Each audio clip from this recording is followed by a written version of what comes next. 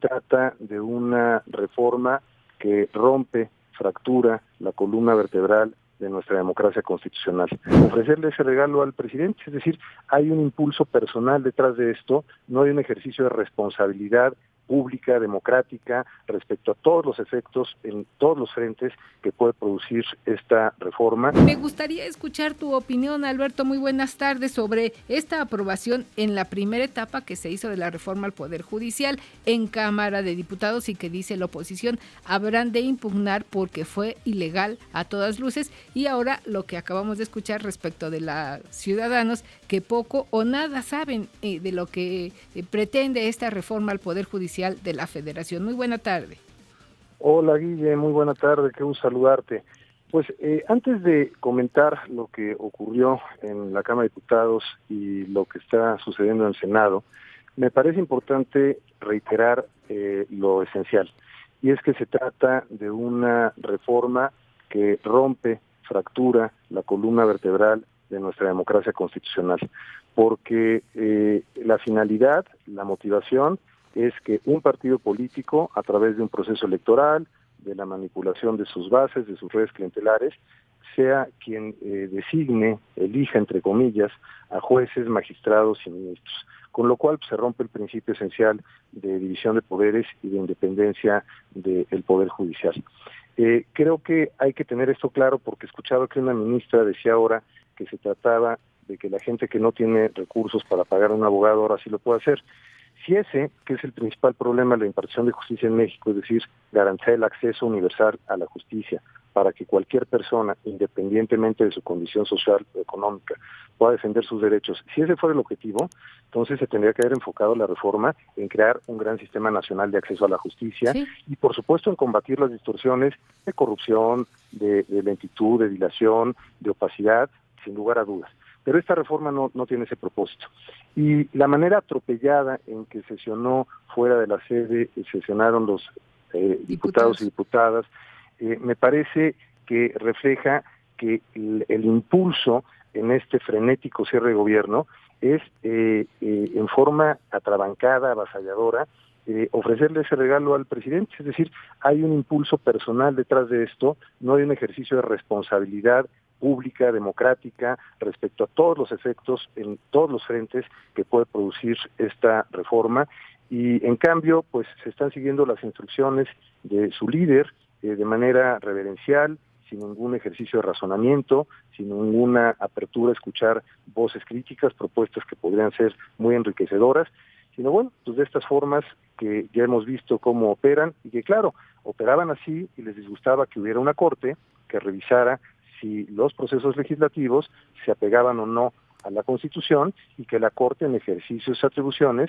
pues en distintos momentos declaró la inconstitucionalidad de leyes que fueron aprobadas por Morena y sus aliados. Entonces, lo que estamos viviendo es esto, de manera ya muy precipitada, en esta exacerbación de la polarización social y política, y me parece francamente delicado. Y concluyo con una cosa, esta intervención en este momento, Guille, lo que acaban de mostrar estas voces que se escuchan de la ciudadanía, coincide con lo que nos muestran las encuestas amplias, públicas, que se han hecho el conocimiento a través de medios, el consenso de la sociedad, y que muestran que la mayoría de la gente no tiene idea de lo que es la reforma del Poder Judicial. Entonces es absolutamente falso el discurso de que esta reforma es producto del mandato, y que el mandato del pueblo de México fue que se hiciera la reforma del Poder Judicial. Pues resulta que no es así. Y luego la indiferencia de los legisladores de Morena y sus aliados, Alberto, para escuchar a las voces. Nada les cuesta abrir estos canales de comunicación con los universitarios que han tomado las calles, con la sociedad civil, con los trabajadores del Poder Judicial, y es una indiferencia que raya en la indolencia. No puedes tratar de legislar y además argumentar que estás obedeciendo la voluntad del pueblo cuando ignoras a estas personas que están en contra de la reforma y que seguramente tendrán sus argumentos para oponerse y que debieran ser escuchados.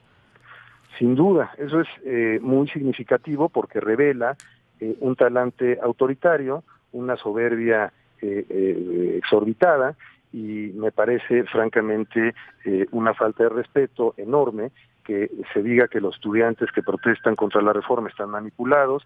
Me parece también terrible que no se escuche a jueces, funcionarios de los juzgados. En fin, es una soberbia y una falta de vocación democrática que quede de manifiesto en esto. Ellos se quejaron por muchos años de esta indiferencia cuando el PRI y también sus aliados entonces, PAN, PRI, PRD, tenían esta mayoría en el Congreso y en el gobierno federal de esta falta de atención. Recordaremos cuando en 1995 el hoy presidente de la mesa directiva, Gerardo Fernández Noroña, lideraba a los deudores de la banca e incluso se arrojó a los pies en la calle de una comitiva que llevaba Ernesto Zedillo, entonces presidente de la República, para buscar ser atendido y escuchado. Y el presidente Zedillo bajó de su auto y se acercó a él. Hoy no hay esta apertura que tanto ellos cuestionaron y exigieron en el pasado. Claro, es que en los hechos, en el lenguaje, en los gestos, en las formas reverenciales, impositivas, estamos viendo una regresión al priismo, al viejo régimen contra el que luchamos muchos para hacer un cambio democrático en México, al viejo régimen priista de los 60s y de los 70s.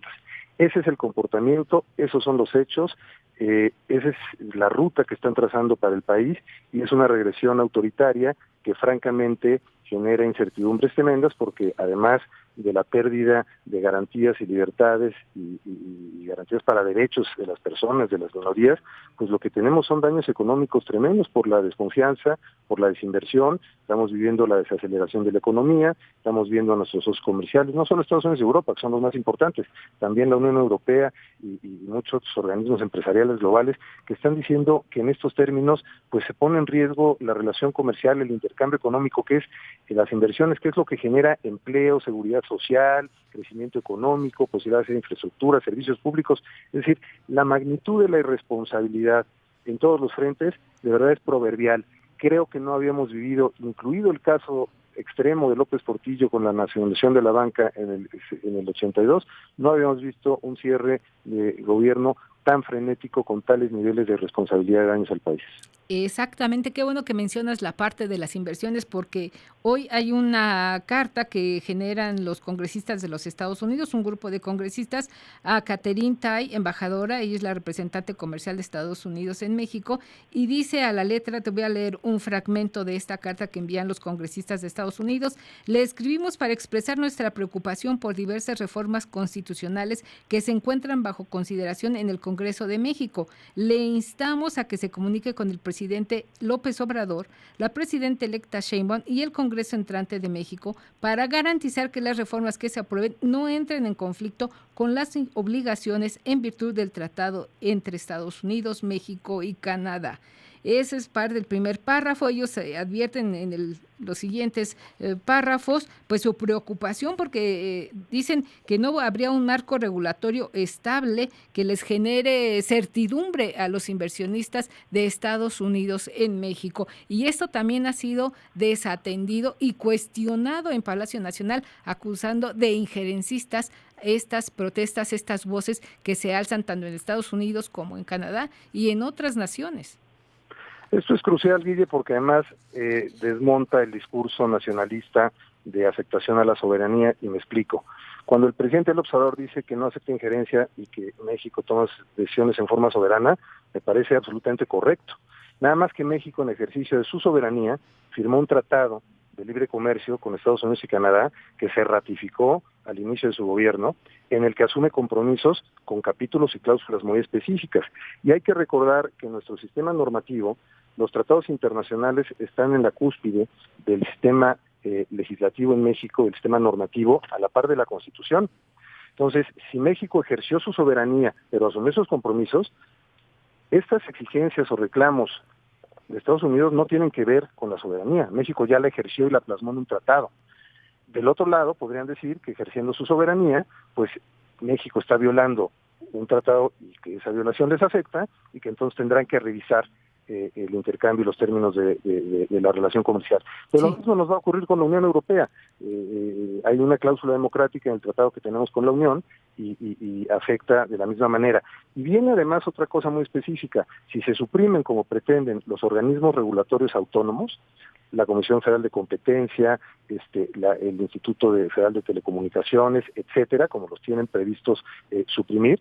Bueno, hay capítulos muy específicos, así que expresamente señalan en el TEMEC, en el Tratado con Estados Unidos y Canadá, que debe garantizar cada país la existencia de un organismo autónomo, técnico, independiente, para resolver estos asuntos en materia de competencia económica, de telecomunicaciones, en materia de energía. Es decir, es una violación abierta a un tratado internacional. De ese tamaño es la irresponsabilidad con la que están actuando.